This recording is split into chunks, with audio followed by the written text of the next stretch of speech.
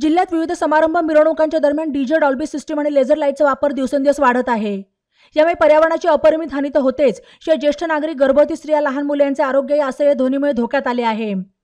त्यामुळे अहमदनगर जिल्ह्यात घातक अशा डीजे, डॉल्बी सिस्टीम, लेझर लाईटच्या वापरावर निर्बंध आणावेत अशी मागणी हरिभूमी प्रतिष्ठानच्या वतीने जिल्ह्याचे पालकमंत्री राधाकृष्ण विखे पाटील यांच्याकडे निवेदनाद्वारे करण्यात आली। डीजे, डॉल्बी सिस्टीमच्या कर्कश आणि असह्य आवाजामुळे जीवितहानी झाल्याच्या घटना नगर जिल्ह्यात घडल्या आहेत असे निवेदनात म्हटले आहे।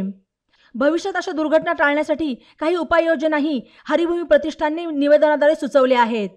यामध्ये वाहनांमध्ये अनधिकृत बदल करून त्याचा डीजे, डॉल्बी सिस्टीमसाठी वापर करणाऱ्यांवर कारवाई करण्याच्या सूचना परिवहन विभागाला देण्यात याव्यात। गावात DJ, Dolby system, laser light वापर बंदी ठराव करणाऱ्या ग्रामपंचायतींना प्रोत्साहनपर 5 लाख रुपयांचे बक्षीस देण्यात यावे। पारंपरिक वाद्य कलाकारांसाठी विशेष प्रोत्साहन योजना तयार करण्यात यावी। ध्वनी प्रदूषण कायद्यान्वये दाखल झालेल्या गुन्ह्यांबाबत आढावा घेऊन पुढील कार्यवाही करण्यात यावी अशी मागणी निवेदनाद्वारे करण्यात आली आहे।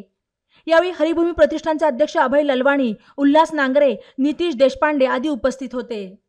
ई नवा मराठा यूट्यूब चॅनलला सबस्क्राइब करा आणि बेल आयकॉनवर प्रेस करा।